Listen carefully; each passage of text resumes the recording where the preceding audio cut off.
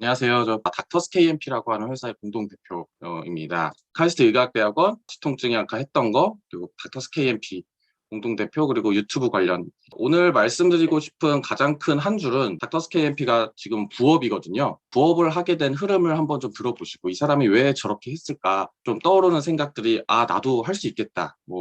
나도 해볼까? 이런 생각들을 좀 해볼 수 있으면 좋을 것 같아요. 제가 하는 사업은 이제 동물영양제, 테라큐벳이라고 하는 동물영양제 사업이고요. 시작한 계기와 실제 사업할 때 고려해야 될 사항들에 대해서 조금 설명을 좀 드릴게요. 카이스트 생활을 먼저 좀 말씀을 드려야겠어요. 가장 크게 느낀 게 그냥 돈이 없으면 서럽다라는 걸 느꼈어요. 병원 가서 돈 벌고 싶다. 회사원으로서 일을 하고 싶다. 약간 그런 생각을 했었고요. 아산병원 가서 이제 마취과 생활을 하게 됐는데요.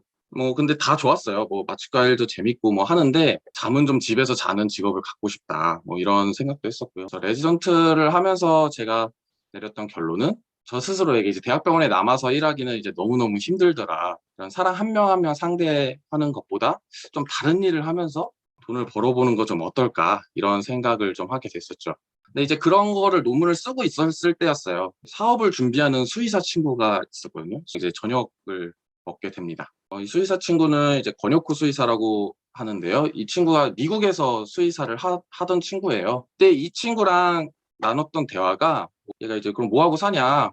그래서 이제 나는 커큐민에 대해서 논문을 쓰고 있다. 그거 혹시 강아지나 고양이한테 도움이 되냐? 했더니 실제로 논문들이 좀 있더라고요. 얘가 바로 그냥 야, 그럼 영양제 만들어서 한번 팔아보자. 커큐민이 뭔데 이렇게 하는지 간단하게 설명드리면, 커큐민은 강황가루라고 들어보셨을 텐데, 카레가루 주성분이죠. 튜머릭이라고 하고, 이게 펀메드의 커큐민이라고 쳐보시면 이 연구 논문이 2000년대쯤부터 기하급수적으로 늘어나는 걸 볼 수가 있어요. 2017년에 브리티시 저널 오브 파마콜로지의 리뷰 아티클이 있는데, 캔서라든지 바이럴 디지즈, 인플라메이터리 디지즈, 메타볼릭 디지즈, 스킨 디지즈, 카디오바스큘러 디지즈, 다른 거, 그리고 뉴로 디제너티브 디지즈 다 연관이 있다. 이게 동물에서도 이미 고양이 같은 데나 개나 하트라든지 조인트, 인테스틴, 그리고 팬크리아스 이런 쪽에 도움이 되더라. 이미 나와 있었어요. 어떤 사람들 야 이거 물에 안 녹는다. 야 이거 먹어봤자 뭐하냐 이렇게 생각이 들 거거든요. 그러니까 강황이라고 해서 요즘 강황가루 갈아서 드시는 분들도 계시겠지만, 사실 그거 약간 의미 없습니다. 물에 안 녹아가지고 몸에 흡수되는 게 거의 없거든요. 바이오 어베일러빌리티가 상당히 낮기 때문에 이거를 높이기 위한 노력들을 상당히 많이 하게 돼요. 사실 저희가 높일 필요는 없고요. 이미 다른 제약회사들이 엄청나게 노력을 해가지고, 휴민 지금 만약에 인터넷에 쳐보면은 정말 다양한 제품들이 나와 있어요. 사람들한테 먹을 수 있는. 그래서 이거 하나하나가 그 전략들이 다 달라요. 어떻게 하면 바이오 어베일러빌리티를 높일 수 있을 것인가. 저희가 내렸던 결론은 이제 테라큐민이라고 하는 거를 이제 사용하기로 했었고요. 하고 나서 이제 그러면 도대체 농도를 어떻게 해야 되는지 이런 것들 리서치를 이제 하기 시작해요. 이건 휴먼 데이터인데, 휴먼에서 메모리 앤 브레인 아밀로이드 앤 타우 이펙트를 봤다. 그래서 그러면 테라큐민을 얼마나 줬었냐. 개에서 오스토의 아스라이티스 골관절염 농도를 어떻게 줬는가, 이런 것도 저희가 찾아보기도 하고요. 근데 이제 생산을 해야 되잖아요. 우리가 그런 아이디어가 있어, 원료도 구했어. 그러면 이제 판매할 수 있는 걸로 생산을 해야 되는데, 저희가 공장이 없으니까 OEM 형식의 생산이라고 하거든요. 그러니까 위탁하는 거예요. 우리 이렇게 만들어줘, 공장에다가. 그럼 공장이 그걸 만들어서 줍니다. 그래서 그렇게 해서 나왔던 최종 프로덕트 테라큐벳이라는 프로덕트가 나왔었고요. 근데 이제 판매를 하려면 그걸 배송을 해줘야 되잖아요. 그럼 배송을 어떻게 할 것이냐. 우리가 지금 저도 바쁘고 이 친구도 사업하느라 바쁜데, 삼자물류라고 하는 곳을 선택했습니다. 얘는 창고에서 보관을 해주고 배송까지 해주는 그런 서비스가 있거든요. 그러고 이제 판매 전략을 그럼 어떻게 할 거냐. 저희는 우선 처음에는 네이버 스토어팜으로 시작을 했고요. 자체 홈페이지도 있는데, 이건 외국 판매 대상으로 해서 외국으로 해놨고, 마케팅이 되게 중요하거든요. 그래서 마케팅 블로그나 인스타그램, 유튜브, 네이버 체험단 같은 거 진행했었고, 반려동물 관련 업체 바렌펫이라고 하는 업체를 제휴를 해서 감사히도 지금은 성장하고 있는 상태입니다. 그럼 이제 마지막으로 제가 사실 가장 말씀드리고 싶었던 내용들은, 마지막 요 한 장이 다 들어있어요. 그러니까 사업을 하려고 딱 결정하는 순간 결정해야 될 게 엄청나게 많습니다. 개인 사업자 혹은 법인 사업자 이렇게 갈려요. 그럼 뭐로 해야 되지? 개인 사업자는 뭐가 좋냐면 자유롭습니다. 이 돈을 쓰는 거에 있어서 내 맘대로 그냥 쓰면 돼요. 돈 벌린 대로 난 그냥 맘대로 쓰면 돼요. 법인 사업자는 그렇게 쓰면 횡령이에요. 내가 그냥 나 1인 법인인데도 불구하고 만약에 돈을 벌었는데 법인이야. 그럼 이거는 내가 그 월급으로 돌려가지고 월급을 받아서 써야 되는 거예요.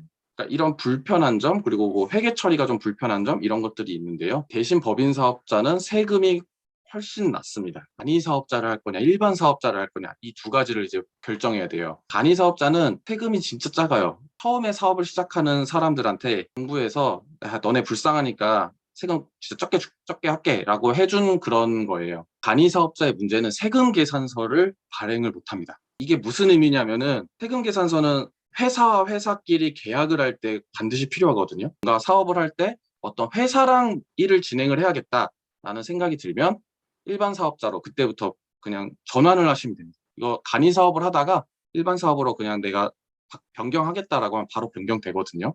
생산이란 게 결국 OEM 혹은 ODM. OEM은 내가 공장에다가 저 이렇게 만들어주세요라고 얘기하면 만들어주는 거고요.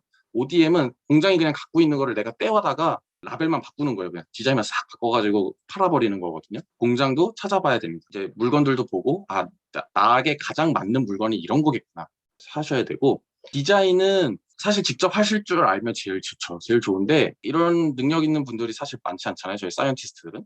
보통 뭐 이렇게 아는 친구라든지 아니면 디자인학과 다니는 친구 뭐 이런 돈 좀 주면서 이렇게 할 수 있는데, 크몽이라고 하는 사이트가 있거든요. 크몽은 이제 프리랜서들 맡길 수가 있습니다. 그래서 내가 디자이너를 고용할 수는 없지만 크몽이라는 사이트를 통해서 이렇게 프로젝트식으로 할 수 있습니다. 이런 디자인을 할 수도 있겠고요.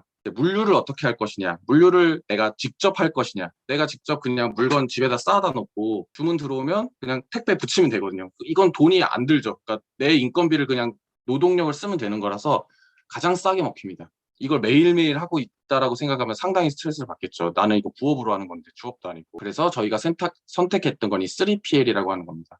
삼자 물류라고 한국어로는 그러고요. 아까 말씀드린 대로 그 창고에서 보관도 해주고 배송도 해주고 이런 시스템이고요. 풀필먼트라고 해서 아마존이 시작한 거예요. 아마존, 현재는 지금 쿠팡. 그래서 아예 얘네가 사입을 합니다. 아예 물건을 그 회사로부터 사입을 해서 창고에 갖다 놓고 걔네가 판매를 해요. 그러니까 걔네가 뭐 광고도 넣고 뭐 가격도 막 조정을 하면서, 왜냐면 이제 그때부터는 창고에 남으면 재고기 때문에 걔네가 이제 다 판매를 하는 거죠.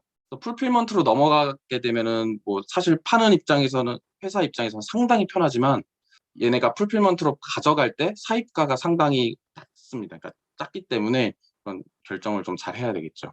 그리고 이제 가격 설정도 하셔야 되는데, 이제 고가 정책과 저가 정책을 이제 보통 나누는데, 고가 정책은 사실 어렵습니다. 그러니까 롤스로이스라든지 뭐 페라리 이런 애들이 값이 하나당 값이 높기 때문에 매출도 높을 것이다라고 생각하겠지만, 사실은 현대자동차 이런 애들이 매출은 훨씬 더 높거든요. 결국에는 매출이란 거는 그 단가에다가 몇 개가 팔려느냐.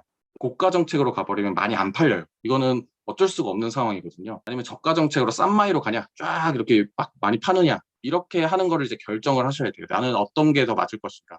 저가 정책으로 가면은 확실히 많이 팔립니다. 매출도 올라가고. 판매 루트 같은 경우는 이제 자체 홈페이지를 갖고 가는 게 사실은 제일 좋습니다. 왜냐하면 사람에 대한 정보를 다 얻을 수가 있거든요. 알 수가 있어요. 그래서 나중에 타겟티드 광고를 그냥 제가 뿌려버릴 수도 있고, 홈페이지를 사용하는 게 가장 좋지만, 사실 우리가 그럴 능력이 잘 안 된단 말이에요. 보통은. 제일 편리한 건 네이버 스마트 스토어입니다. 이건 그냥 물건 올리고 그 상세 페이지 올리고 팔면 바로 시작할 수 있어요. 그냥. 그래서 가장 편리한 건 네이버 스마트 스토어고요.